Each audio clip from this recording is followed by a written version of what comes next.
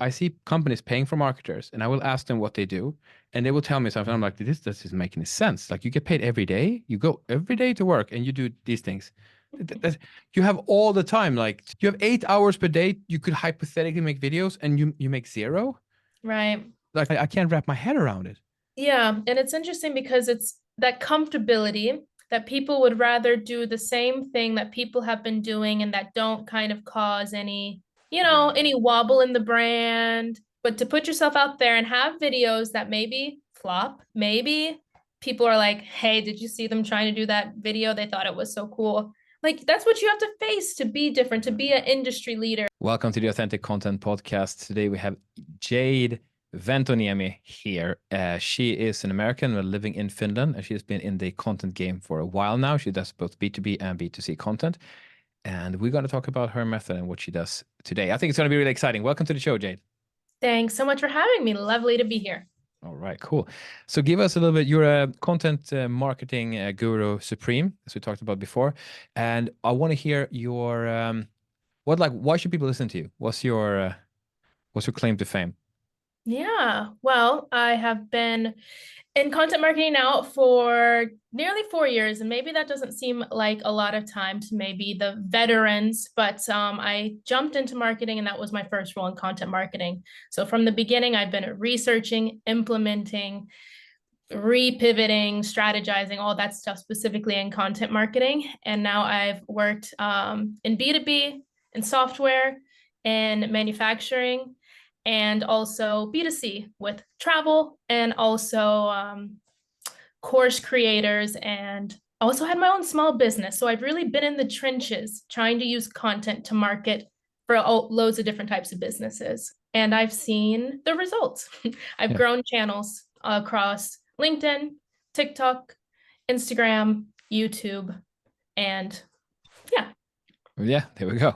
So what I wanted to talk with you because one of my interns that I had, she found you at some point, and we're like, oh, look at that. And then I think she found your personal stuff. You're doing like a lot of stuff, experience living in Finland, culture shocks type of, or like cool nuggets of things about Finland. You do it in a funny way. And she found that. And then through that, we also found that you at the time were working for a B2B company, things like chargers, electricity, something. Yeah, EV chargers, electric vehicle Yeah. chargers. I am currently a lowly diesel user, so I wanted to get one of those like hybrid things, and they were like, yeah, they're like twice as expensive. I was like, okay, That's the later. thing. Yeah. Yeah, It costs a little bit to save the planet. exactly. So somebody else have to save it for me. Well, I don't drive a lot though. We actually have two cars, but one is like on this. I don't know what it's called. Furlough. It's like not used, Oh, but I could put it back on. I don't know the okay. English word for it because it's actually not used that much. But yes.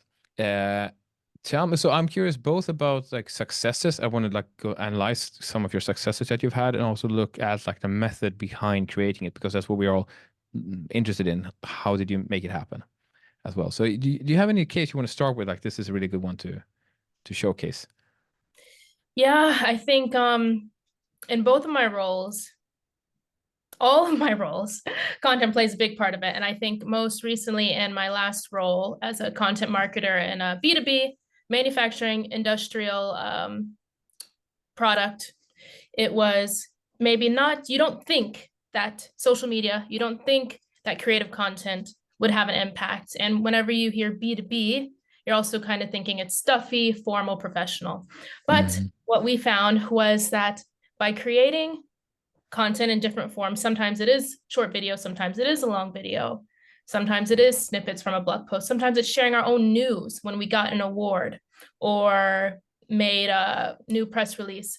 That activates our community, one, to cheer us on and be excited also when they see these things coming out. But Mhm. also it created advocates outside of our company where we were popping up in conversations and people were tagging us, like when maybe a competitor or someone was complaining about a competitor's product, they would come in and be like, well, Kim Powers doesn't do that. They're so much better. And the reason they were confident and comfortable advocating for us is because we have the content back on our page to back it up. If we Mhm. weren't active on LinkedIn, for example, no one's going to tag us because it's an empty page. Oh, I mean, like, so let's say there's an argument or something. They could actually Mhm. tag and say, like, look at this, like, or, and then you can can activate yourself in that conversation. You might not know it happened, but now you're like, okay, you could even jump in, pile on. Yeah. Yeah. Yeah. And I think there's just so many different facets to that because one, great for social listening. You see what your, so at B2B, you have a target customer who's also a business, but then that business has a target customer. And I Mm, think sometimes people forget in B2B that you should also maybe talk to that end customer, mm, figure out what makes them tick, what makes them excited, because that will make this middle business excited. So mm. that was a nice thing that I was seeing in my last role with content, because it ignited the end customers to talk about our product and also insert our names ourselves. So if another business is saying, hey, let's say you're in a McDonald's who doesn't have EV chargers yet, for example, but you Mm. see everyone talking about this Kim Power in the comments. Okay, let me go see what they're about. The first place I'm going to click is the name they tagged on LinkedIn. Good thing we have content there to explain the value of our product, Mm. examples of our product, the solution that to the problem we solve. So it's an ecosystem. And if you don't do content, if you don't focus on content, you don't have any credibility. You don't have anywhere on a serving Yeah, platform. I guess what happens, like, this is a move that's been happening slowly, but I guess it's getting to a really like critical point now that before social media, or before it was as big as it is now, I would maybe hear about this and I would search it on Google. And if you Mhm. didn't have a website, you weren't real. I'm like, I Right. can't find you, so you don't exist.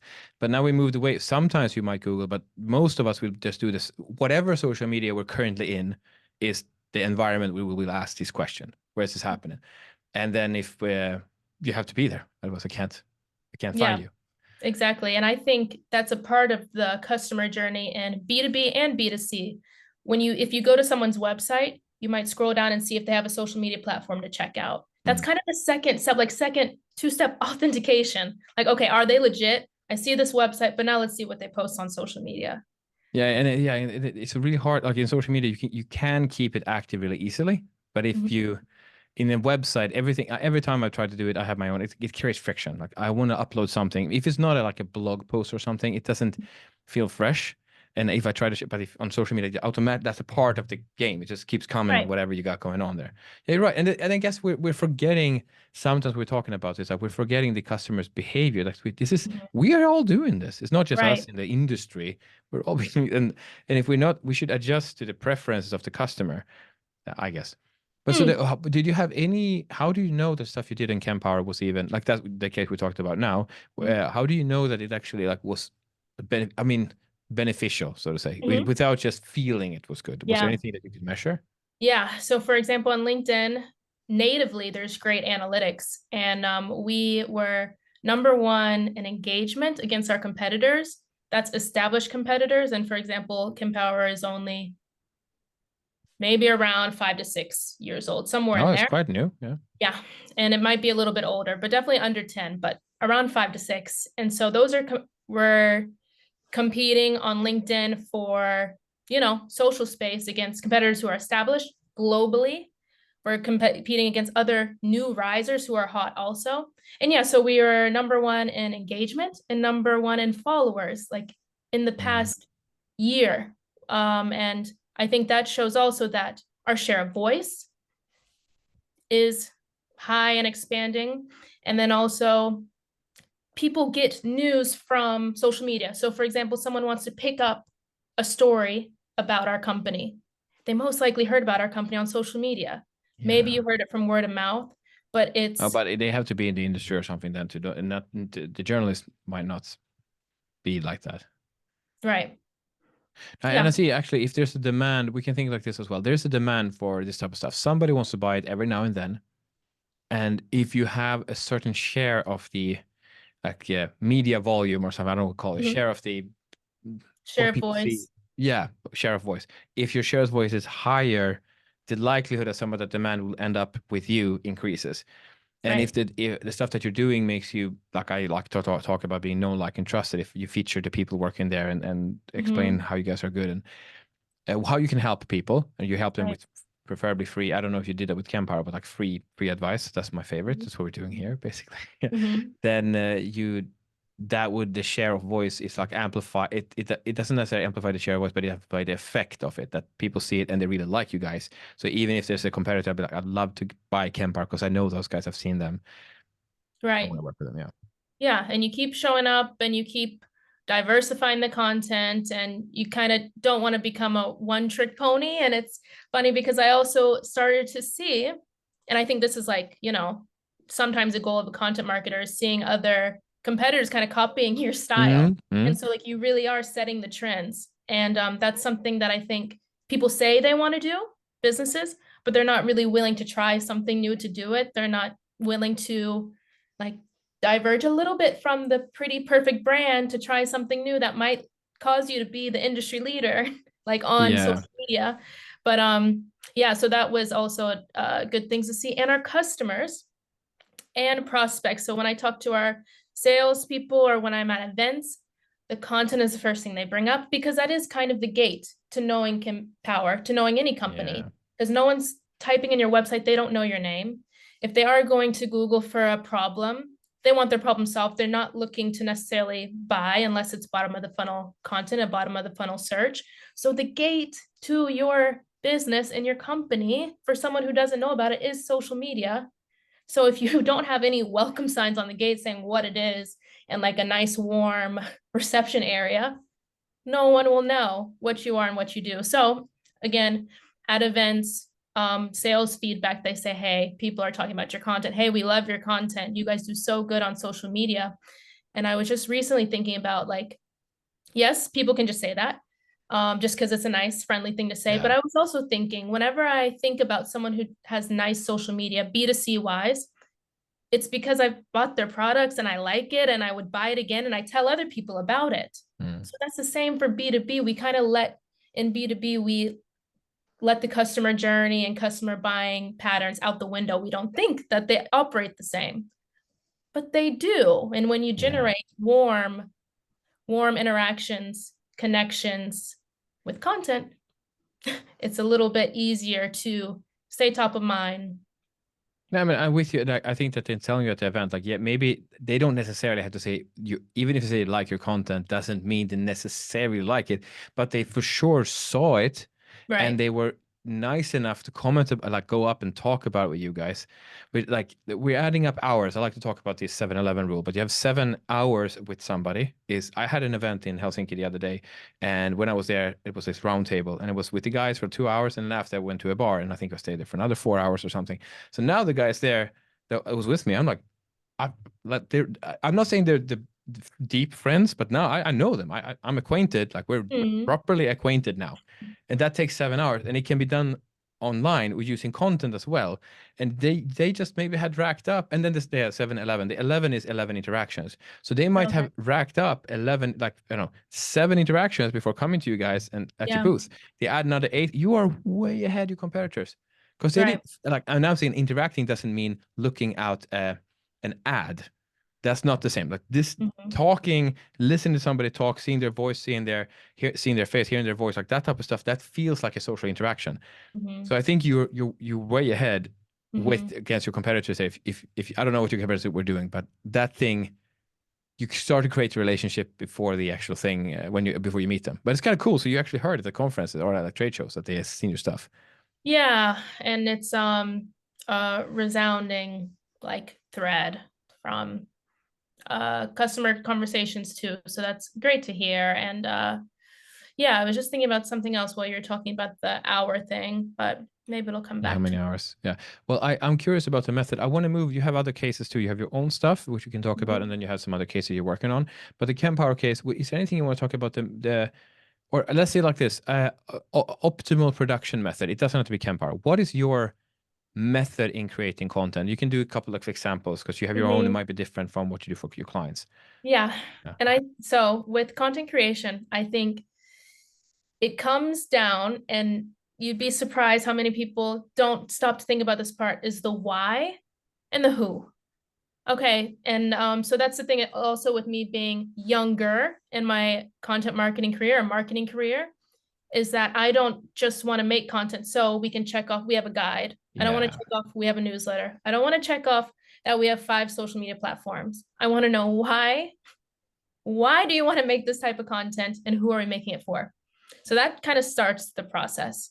And right now, this age we're living in, and it depends a little, well, actually, I don't think it depends on the industry, but video is the number one type of content people should create. There's no reason. Why do you say that? Why is video so good? So across every single platform, the main platforms, and also LinkedIn, videos have a wider reach. Algorithms love them. So besides the technical part that algorithms do push videos more, you'll see more reach with it. Just human nature.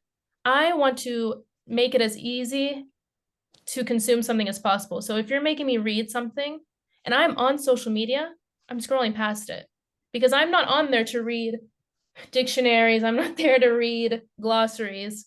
I came to Instagram, I came to LinkedIn even sometimes just for some quick inspiration, some quick positivity, something. So if you do a video, you're one step ahead because the viewer doesn't have to work for it. If you write something, if you only use still pictures, if you only use product photography, if you only do carousels, then you're making the viewer work to read the content and you're leaving it up for interpretation too. So videos are the direct way to show and tell your audience what you're about, how you help them, and what makes you different. I have this theory here, maybe, that the most appreciative form of art is well-written things. The second one is like really good photography or still images, and then last when it comes videos. It's almost like it's in order of preference. We really like to see some videos, and we don't really like to read. So somehow that's it. It's like ballet or I opera see what or you're saying. something. We're like, yeah, the things that people don't really, they're not the we call it colloquial, or like this, the peasants like it, and then you have the Okay. high society, and we kind of translate that into what we should do. But it's almost Right. yeah, that's what I'm feeling, because video is so intuitive because we humans are designed for it. We can't even distinguish if it's a video or not. Like in how I can cry watching a movie. Like it's Right. not even Right. real. It's freaking actors. It could even Mhm. be paint. It can be like anime or something. It's not Mhm. even real at all, Mhm. and that can still like connect with me. But reading and Mhm. getting asked, of course it can happen, but that's work. Like I have books that I'm not reading. I can tell you, Mhm. I listen to books. That's also easier. So that's Yeah. not as cool Right. as doing it because it's not as fancy. But there's a place for all of it. I think there's a place all of it in your content marketing briefcase. Mm, But if you are trying to reach more audiences, if you are trying to have people consume your content, yeah. then video is the way to go. It should be in there. There is a time and a place for a carousel. There is a time and a place for a couple of chunky paragraphs, but Well, so video, for now, until further notice, video is the way to go. It's yes. better. I have Yeah. a small note. I want to go more with you on that, but a note I noticed, you can make the same video if it's like within a 1 minute on YouTube Shorts, TikTok, Instagram Reels, Facebook Reels, and you can actually upload to LinkedIn if it's Yep. like not stupid. You could do that too, but like you can, Yep. and suddenly, so one piece without any work with it can easily be redistributed. But if you write something, it doesn't go to almost any of the platforms. If it's a picture, it only goes to the other half. But Right. video, happily distributed on all of them.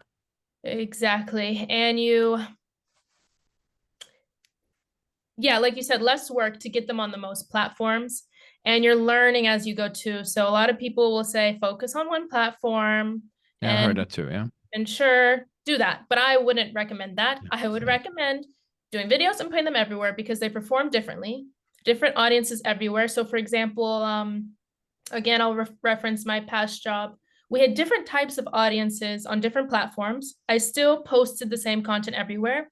Sometimes I'd give a little bit more love to Twitter for quick things, Yeah. daily things, a little more love to Instagram Oh stories. yeah, you did Twitter. Clickbait. That's we. Yeah, I realize we can upload there too, but that's something we don't do yet on mine because Yeah. like Twitter is so small. It exists, but it's like it's not a big thing, and Mhm. it never has been. But okay, yeah, sorry, I interrupted you. But No, it's I'm okay. writing notes to myself to upload on X. Twitter, remember for Yeah, tomorrow. yeah, But yeah, different types of audiences are revealed there. So for example, Twitter is very much EV driver, so end user.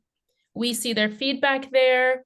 They want to share their pictures at the chargers. That's EV driver love there. On LinkedIn, we're actually talking with and seeing advocates through our partners. So people who have partnered with us, our customers are talking about our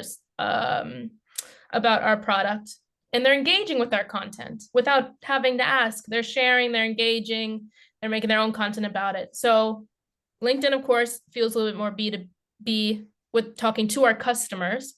On Twitter, we can talk to the end users. Instagram is a little, it just depends. I still post there. It was never a big part of my strategy personally for my last company. And then YouTube. YouTube is just underrated for, I think, of course, it depends, but for a lot of businesses. And I learned that some of our biggest customers discovered us through an influencer's YouTube channel. So mm, I could go on about YouTube tactics and a little bit of SEO on YouTube and kind of what to upload, because we did long form and short form there, and have had some shorts blow up relatively for B2B, yeah. and then also have some solid views on long form. And I think there's differences on why they worked, and different inspiration on how I created that. But anyways, yeah, Yeah, we're different talking about platforms, method. different audience. Method. So you with videos prefer like it sounds like 80-90% video effort. It makes sense. Yes. Why not go all platforms? There, I don't think there's a good reason not to do it. Right. They have arguments, but I'm like, but it's just the same video. Like it doesn't cost you Yeah. anything. It's just Yeah. and you reach another audience. Yeah. Sorry. Yeah, the dog doesn't like video though. It's anti-video. Only text posts for doggy. Really? Sorry, I'm gonna put her out the room because my husband just came home. Oh yeah, let's do that. We'll have a quick. I'll pause it for quick. All right. We're back. The dog has now criticized our video talk. But so what's the method? You're doing posts privately and for others. Like what is the ideal method to create videos? Give me some examples of your Yes. process here. So once you have the why, who, and you know you're doing video, then of course platform first. Which platform do you want to really get engagement with first? And that also informs the strategy. So for example, last company, LinkedIn was first. Like that was our Mhm. main one. And for me now, on my personal channels, it's pivoted. So Mhm. I originally started posting to TikTok. And one time, then I was like, might as well post these to Instagram Mhm. on my personal brand. So again, my channel now on Instagram has 31,000 followers. TikTok has 27,000 followers. Like you mentioned earlier, I create content about an active life in Finland as an American, and touch on a lot of different topics. But for my personal brand, now I create with Instagram in mind first, distribute it to the other ones. I used to create for TikTok first, distribute it to the other ones. And so that changes the strategy a little bit. But now current strategy is focusing on Instagram first. And that means really telling who I am in every video, even though it seems really repetitive, for that's what helps the reach. My videos reach on average around 130,000 people accounts, and over 1 million in the past month. And always establishing who I am works in every single video. Sometimes with TikTok, if I was creating for TikTok first, I would make it faster. I Mhm. maybe wouldn't tell a whole story. I would just kind of get to the punch first. But now that I'm focusing on Instagram, so that's what starts. I think about the why. I know I want to pre on Instagram. I want to grow on Instagram. Who? In my brain, I'm thinking it's for other international people in Finland, but I know Finnish people love it. I know international people in other countries love it, but I don't create a video for a Finnish person, because if I did, that would change my whole strategy. Mhm. And if I started to make a video for a Finnish person, they might not even like it. Yeah. But I stay laser focused on my target audience, and it might switch video to video, but I laser focused on my target audience. I my recurring theme is saying who I am basically in different ways with different hooks. And then I get to the topic. But production wise, low quality production. I just made a post about this on LinkedIn with my phone. I have a tripod. I can get someone else to take a video of me. And I think about the story ahead of time. So if I'm making a video about, let's say, Moomin brand, I know I want to show 4 to 5 different products. I know I want to show B-roll of me walking. I always want to use my voice whenever possible. But yeah, I have content pillars. I go by myself. So a part of my strategy are my content pillars. I know my target audience, and I also know the platform that I'm targeting. And then I distribute it to other channels, and you see how it works there. But I'm not too bogged down if it doesn't work on some platform, because Instagram right now is my main one. And yeah, and I think something that I do that I also did with B2B and also will recommend my clients do is you have your content pillars, you have your topics you want to be known as the authority on. And some of those your audience will love and eat up every single time. Like some of my content that are the weird culture shocks, people love them. They eat it up every time. Very predictable virality. But I know there's some things I want to talk about and want to be known for, like some of my sport content. People don't eat that up, but I do my best to twist it in a way that it will reach a wide audience. So I think with content pillars, people should really have them in mind and understand that when you know your content pillars and you know your audience, you can kind of predict. I know how my content will perform before I post it. Yeah. And if there is something that performed a little bit lower, I can usually attribute it to maybe a hook, or maybe it was slow in the middle, or maybe I didn't ask them a question at the end. Yeah, and your customers don't really care about the sports or something. Like you could, Yeah. But I was thinking about the production quality. That's something that kind of comes up. I wondered about the difference between Kempower and or the other customers and yourself, because I've been seeing like I'm wondering if like production quality matters almost at all. I'm wondering. Yeah, I think something interesting is, of course, there's a minimum threshold. You have to be seen, you have to be heard. No one's going to watch a blurry video. So with that out of the picture, I think it depends the platform. Again, TikTok, Instagram, YouTube, low production is fine. And I think when we start to think about high quality productions, when people want to buy those really fancy, high quality studio level video shoots, brand commercials, basically those commercial looking videos, they're not really thinking about where they're putting it. Because if you're thinking you're going to put that on social media, that is completely the wrong place, because people can smell an ad from right away. They can smell commercials from right away. They don't want to see that. But again, I think a great example, and I love the work that those high quality agencies do, and I think there's a place for it. But something that I was noticing at in my last role is that our in-house production done by me and a couple of my colleagues does well because we have the message and the story down really well. And I've noticed that people in our industry and the audience and the fans of our product, they watch these influencer videos.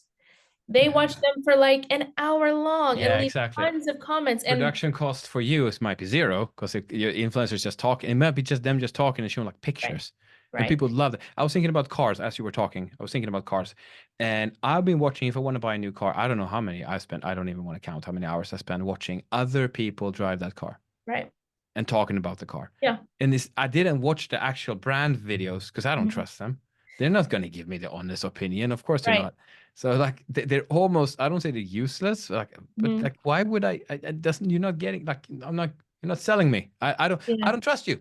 Right. I don't trust you. You're so biased. I want to hear the influencer has to say. When it's so shiny and so polished and spot free, it's like, okay, well, I know I'm not actually getting that, so what else are you kind of lying about? Yeah. And I think that's something that B2B content marketers, B2B marketers can learn is from influencers and from small businesses. because the small businesses are usually the ones who, go out and just make content themselves because they don't have the big budgets for high quality, high production level videos. And then the influencers, they're talking to the masses. And like I said, even in our industry, B2B, we have influencers who talk to the end customer. And I feel like I learned so much from them and started to copy what they do. And it also showed results as far as engagement and people being excited about it, and also people just learning about how our features work. Well, Jade, I'm curious, but if we go back to the method, if we think about what is a good way, if you organize it, you have who is this for? So like, that's very important. And then you think making it with just phone camera is good if you can see you. And maybe I like using an extra microphone. In this case, I have this, or I have I use the Rode ones. I don't know how good they are, but I'm using them as a wireless micro. So I just get the good sound quality, and they can see me. Back camera on the phone is really good. I'm pointing it to the hair next to me. What else is there to making, so planning the shoot and like that? What's your method there? Yeah. I think the story and the storyline, you have to have it before you start recording, because if you just think I'm going to make a video about a charger, okay, again, why? What do you want to show? What do you want someone to walk away with after? Oh, I need to plug in my laptop. And Freudian slip. She's like charger, and like, oh my god, I have to charge my. Yeah, speaking of chargers, yes, exactly. Laptop charger. Yeah. So the story, you want to know the story as far as where are you going with this type of content? What do you want the viewer to feel afterwards? Is it, wow, that was good information, I didn't know. Or, I didn't realize that I had that problem. Or, oh, that's kind of cool. Like just something, or I hate that. What's the feeling you want them to get after? And then of course there's the editing, and that also depends on the platform. And I think the thing with video is also the same with writing sometimes, is that how can I say this in the clearest way and shortest way possible? You don't have to tell once upon a time there was a story, then there was this and there's that. And you might think it sounds good because as marketers, as the company, we think people want to hear these fancy things about us and we want to seem so professional. But the goal of your video should be to say what you want to say in the clearest way, in the least amount of words as possible. Because again, if you're posting to social media, that's the only way you can swim above water, because anything else isn't getting a second look. Yeah. So the editing, of course, whatever you feel comfortable with. There's free softwares, there's paid softwares that I think are a good investment. And then of course you can hire people to do it for you. But the biggest thing is getting started and being willing to crank out quantity, because you'll never know if something works if you're only doing one post a week. How long, Jade, until you'd realize like, oh, like my either brand, but how many pieces did you until you realize, oh, this is what they like, this is now this is work? How many? And I have to say that, for example, from my first job working in software marketing, my boss, we started TikTok, and I was only doing like a couple videos a week, and I was sharing with him the results, and he's like, well, don't you think it would make sense if you did more? And like, then you could see faster how it's working. So I do have to attribute it to him that, that was put in my brain at an early start. But now, for example,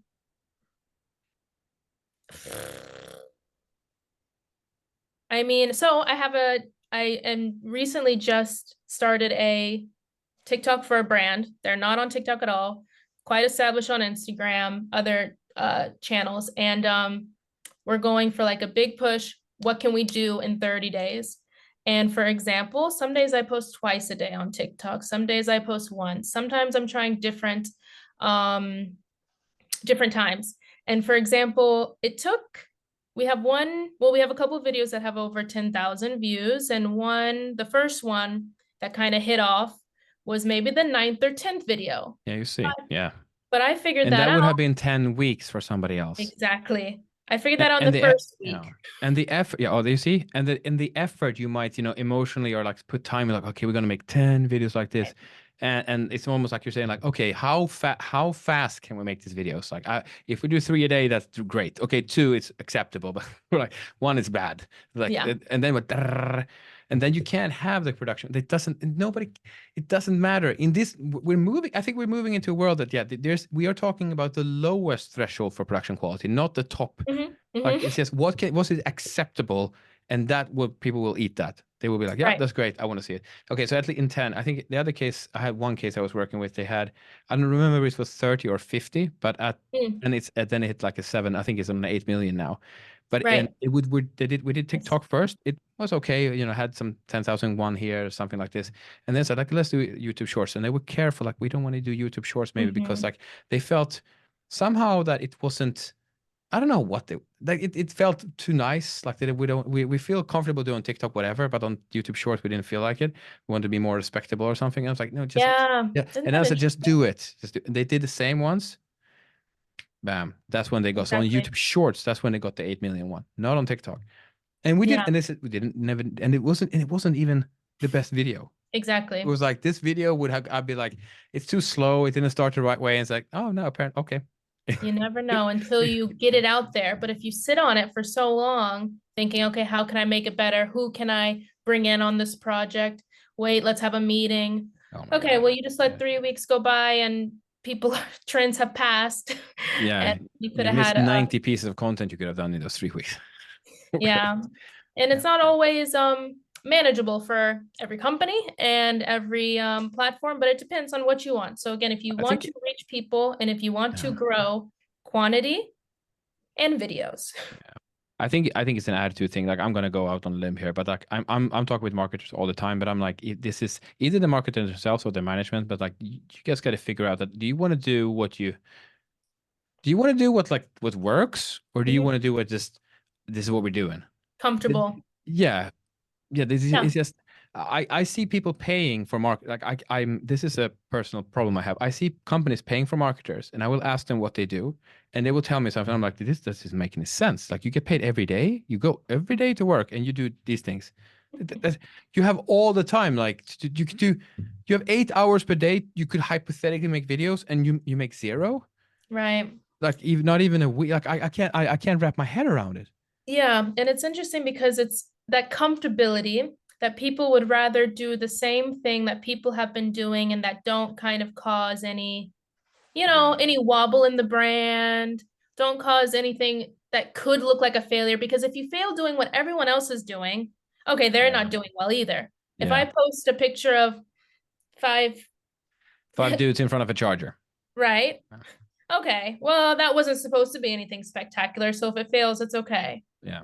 But to put yourself out there and have videos that maybe flop, and maybe people are like, hey, did you see them trying to do that video? They thought it was so cool. Like, that's what you have to face to be different, to be an industry leader. And My again, first TikTok comment was they was hating. First one was saying, like, it looks like you're in a podcast, and I was like, yeah, yes, technically this was a cut from okay. And I mhm, don't know, someone was hating me. Had like a picture of a kiwi, saying, like, I don't think he said something like, not something violent, but it was something also like, just like, you're stupid or something. That yeah, comment, and I'm like, come on, if you're gonna interact, can't you be nice? yeah. And that's the thing. That's what we expose ourselves to. And that's what the company exposes themselves to as well. And because not everyone's gonna like your posts, and that's the way social media is too. But And anyway, method. We stay on the method. yep, You know who you're doing it for. You know why, what type of, even you clarify, you have maybe an emotion they should bring with them. yeah. But then you write down, what's your script look like? How complicated are your scripts? So usually I have the idea of the story. I shoot my B-roll. I shoot maybe a talking clip at the beginning. And then But after I have, you don't write stuff down. You just shoot. You have a correct, story. Do you think the story or write it down? right. So I think the story and maybe I write down the opening line because sometimes different style of videos, sometimes I'm talking to the camera and then I show B-roll. Sometimes it's all B-roll and voiceover. So if I do talk to the camera, I think about what that sentence is. So, but then I get my B-roll for the story I have in my head because it doesn't have to really, that's the thing is we don't have to complicate B-roll, the environment scenes. You can tell whatever story with your voice after. So after I have all those clips, I then write a script for my voiceover. All Jade, I my, love this. I love this. This is almost like opposite way that I'm doing it. So you're almost oh, thinking, yeah, because you're doing like, you have done a B-roll focus.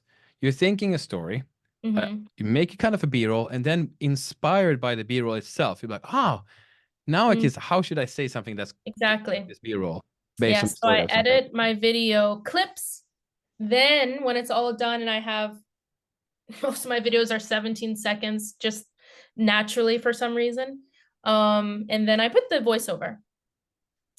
Then I write my script for a voiceover, then I read So, it. so you read it, so you write it so you get a clear reading of the voiceover. Yeah, and sometimes I just do it because I think that's also been like my thing I hold on to, and now I'm realizing is it like a superpower is perfectionism isn't my thing. I've never really cared for things to be perfect. So I'd rather hit record, say what's coming up, and then if it's good, I use it. If it's not, then I'm like, huh, I should write that down and see what to make it sound better. So sometimes I go off the rip and just hit record and say what I think. And then sometimes I'll write because it's like a chunky long. Yeah, and maybe I'll try to, like, some people think like how many retakes you do. That's it. Could, for me, it could be 5, but it's 17 seconds. So Right. it's like, it's not like the reshoots are like, I'm saying like, oh, this is a really good bottle, I love it. It's like, nah, that didn't sound, that was 3 seconds. I'm like, I didn't Yeah. sound good, and re-record again. So even though we might sound like, oh, it's so repetitive, or we're trying to fix it, yeah, it's minutes Mm. talking about. And the same with B2B content for pastoral, maybe not always voiceover because I've always been ready to get in front of the camera. I've never been shy to like, okay, hey, we want to make content about this. I don't have an EV, but I'll make the content and talk about it. And for B2B, if you don't have someone who wants to talk on the camera or do the voiceover, text on screen is okay. So again, I say do a video. Don't let the fact that no one wants to volunteer to be in it stop you. Figure out a way to tell the story, get your message across with text on the screen. So I the think, same yeah, with that. and I gotta say, if nobody wants to be on camera, like, you have a problem. But if nobody wants to be on camera, but well, then you, Mr. or Mrs., you'll be in front of the camera, have the other person hold it, Mm-hmm. okay? And you don't have to talk. It could be the other person talking, but Yeah. this, yeah, I think that all these cases, I was talking with the CEO in one case, like, I said, like, he doesn't want to be on camera. He's been before, but, and he said, yeah, we want to have the expert on camera. I was like, I get it, but maybe you should be on camera just to show the other people that you're on camera, like, just like for Right. morale. Yeah, exactly. And that's the Yeah. thing I think worked well in both of my past roles in B2B is that if you can be the person, so let's say you're the marketer with the idea to be video, no one wants to volunteer, you show up and do it, then people are more comfortable like, oh, Yade did it. I can Mm. do it. Or Yade will tell me how to do it. I Is can that how do you it. say your name, by the way? I'm sorry, is that your Finnish name, or is that your actual? Yeah, Finnish name. When I'm in Finland, I say Yade. That's kind of cool, actually. You can almost have two personalities, kind of like. For my name, Yeah. it sounds the same everywhere, so I can't do that. I did change my last name though when I got married, because my last name Oh. before was Kevin. Like, it was pronounced Chevin, but nobody could Oh. say it, so it was Kevin. It's spelled Kevin. So people have started not knowing my actual first name. They'll call me Kevin all the time, and it's kind of nice, But then I was like, maybe if I have a chance to have a last name that sounds like a last name, I'm gonna take that last name. Okay, now you got it. Yeah, yeah. So I'm with you on having a dual personality, but yeah, that's kind of cool. You have. I thought it was silly first. How long have you been in Finland now?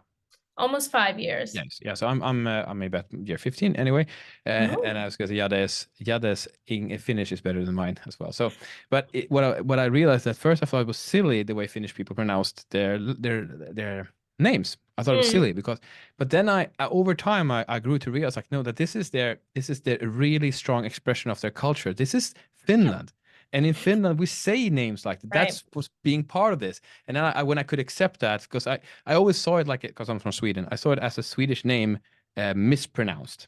That's what I saw it Right. as. But now I'm like, Mm, no, no, no. This is the way it's said. And by the yeah. way, if your name is Jan, that's another way of saying Jean, which might be another way of saying Jacob. Like, who knows? Like, so all Yeah. names always change. Long story about that. So in Finland, I go with the Finnish pronunciation. If I introduce myself to an Italian, I might say Jade instead. But in Finland, I say Jade. Yeah, I think it's really cool. But I'd like to be role focused. It changed. I'm getting curious myself, like, because I've been always thinking, how do you guys make with so cool B rolls? Like, but you Mm, start with it, because I will do a recording, like a talking head recording, and mm-hmm. then I don't end up. I think, oh, what could be a B roll, and then we just usually do some stock photos, either Rough my own or footage. somebody else's.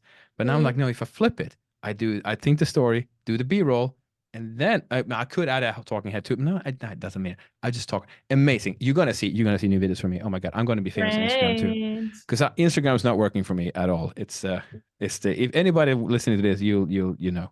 You like, Okay, it's I'll have not to check it out and maybe give you some tips because it's I do think, I mean, really it is the quantity thing for Instagram too. And I went really hard when I saw my first video kind of do well that I posted from TikTok to Instagram. Mhm. I really went hard in 30 days. I was like, you know what? Because I have a friend and mentor also who's done it. So that always helps when you have someone who's done it.